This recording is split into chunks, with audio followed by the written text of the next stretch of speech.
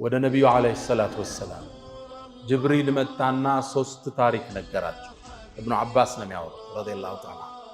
አንደኛው አንተ መሐመድ ካንተ በፊት በነበሩ ህዝቦች መሃል አንድ ሰው ነበር 1000 ወር ሰይፉን እንዳወጣ ፊ ሰቢልላህ ሲጠብቅ አሳለፋለ። ግልጽ ነው። 1000 ወር ፊ ሰቢልላህ እድሜው ስንት ነው ማለት ነው? እድሜው በጣም ብዙ ነው ማለት ነው አይደል? የቀደምቱ ትውልድ እድሜያቸው ስንት ነው? በእኛ ባሁኑ ዓመተ ልደት ነው የሚመስለው አጠራር። ነቢዩላህ ኑህ እድሜያቸው ስንት ነው? ሙፈሲሮቹ እስከ 1800 ዓመት ያደርሷቸዋል።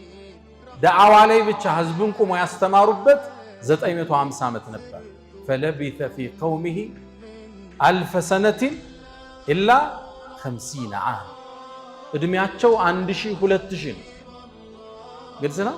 በእኛ ዘመን እንትን ነው የሚመስል የሚሊኒየሙ ከወጣ ስንት ጊዜው ነው? አሁን እኮ ገና የሰው ልጆች ራሱ ሚሊኒየም ሁለተኛው ሚሊኒየም ላይ ነው። 2023 ነው በፈረንጆቹ አይደል? ይሄ እድሜ የአንድ ሰው እድሜ ነበር በቀደምቶቹ ትውልድ ውስጥ። ነቢዩላህ ኑህ 950 ዓመት ዳዕዋ ላይ አሳልፈዋል እና 1000 2000 ተራ እድሜ ነው በዛ ትውልድ። ከዛ እድሜው ውስጥ 1000 ወር ሰይፉን ይዞ የአላህን ዳር ድንበር ሲጠብቅ አሳልፋለ። ረሱል ዓለይሂ ሰላቱ ወሰላም ትንሽ ተከዙ። ኡመታቸው እድሜያቸው አጭር ነው። ከነዚህ ጋር እንዴት ነው የሚወዳደሩ? ሁለተኛ መጣላቸው። አንተ መሐመድ ካንተ በፊት በነበሩ ትውልዶች 1000 ልጆች ነበሩት ጎረምሶች፣ አንድ ሰው የወለዳቸው ሁሉንም ፊ ሰቢልላህ አውጥቷቸው ጂሃድ ወጥተው ተሰዋላቸው። ረሱሉ አሁንም ተከዙ ሰለላሁ ዐለይሂ ወሰለም። ከዛም ለጌታቸው አንድ አቤቱታ አቀረቡ። ረቢ ጀዐልተ ኡመቲ አቅሰረሁም አዕማረን ወአቀለሁም አዕማለን። እድሜያቸውን የኡመቶችን አጭር አረከው።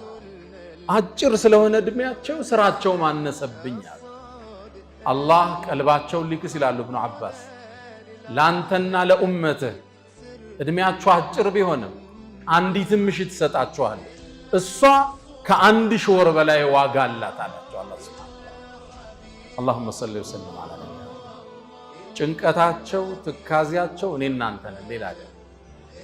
እናትና አባት እኮ አሁን ይጨነቃል፣ ስትሞት ያለቅሳል፣ ፋይሉ ተዘግቷል። እሳቸው ቂያማም ሄደው አያርፉም እንዴ? ኡመቲ ኡመቲ፣ እዛም ጭንቀት ምድርም ጭንቀት። ለዛ ነው አላህ ባህሪያቸውን እንድናቅ ለቀድ ጃአኩም በእርግጥ መጣላችኋል አሉ ረሱሉን መልእክተኛ። ምን አለ ከዛ በኋላ ሚን አንፉሲኩም። ይህ አንደኛው አቀራር ከነፍሳችሁ። በጣም ወደው አቀራር ሚን አንፈሲኩም ተብሎ ተቀርቷል። አንፈስ ምን ማለት ነው? የምርጦች ምርጥ የሩሱሎች ኢማም ልኬላችኋለሁ አለ። ባህሪው ምንድነው? አዚዝ፣ የሚከብደው በጣም አዚዙን ዐለይህ ማ ዐኒቱም፣ እንቢታችሁ የሚያስጨንቀው። ፈለዐለከ ባኺዑን ነፍሰክ፣ እንዲሁ ካላመኑ ብለህ ራስህን ልታጠፋ ነው ተብለው እስኪገሰጹ ድረስ የሚጨነቅ አዚዙን ዐለይህ ማ ዐኒቱም ሐሪስ፣ ጉጉ የሆነ ሐሪሱን ዐለይኩም፣ ለእናንተ እንድታምኑ ጉጉ የሆነ። እንዴት ነው የሚያምኑልን?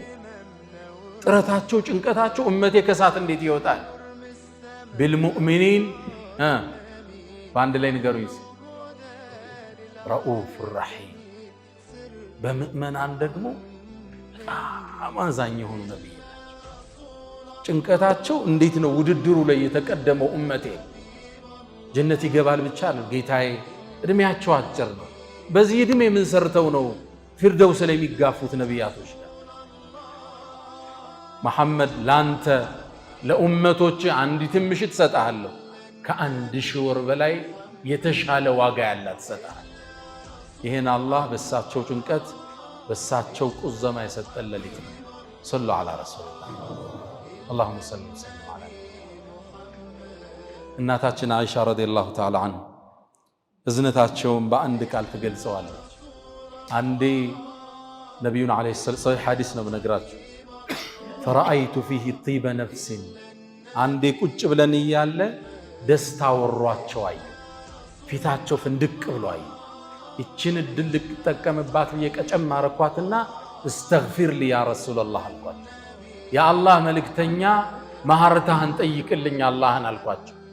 እጃቸውን አነሱና አላሁመ ጌታዬ እግፊር ሊአኢሸተ ማ ቀደመት ወአኸረት ወአሰረት ወአዕለነት ብለዋል። ጌታዬ አይሻን ይቅር በላት፣ ያሳለፈችውን የሚመጣው በግልጽ የሰራችውን በሚስጥር ሁሉም ማራት አሉ። እናታችን አይሻ ከደስታ የተነሳ እያለቀስኩ መሬት ላይ ቁጭ አልኩ። እንግዲህ ምን ቀረው እንጂ ከፊት ከኋላ ከውስጥ የውጭ ተጠረገ አይደል? በጣም ደስ ሲላት አይሻ ደስ አለሽ እንዲህ አሉ። አሁን የአላህ መልእክተኛ ምን ቀረ አልኳቸው። ያ አይሸቱ ሃዚህ ዳዕወቲ ሊኡመቲ ፊ ኩሊ ሶላቲ ያሉኛል።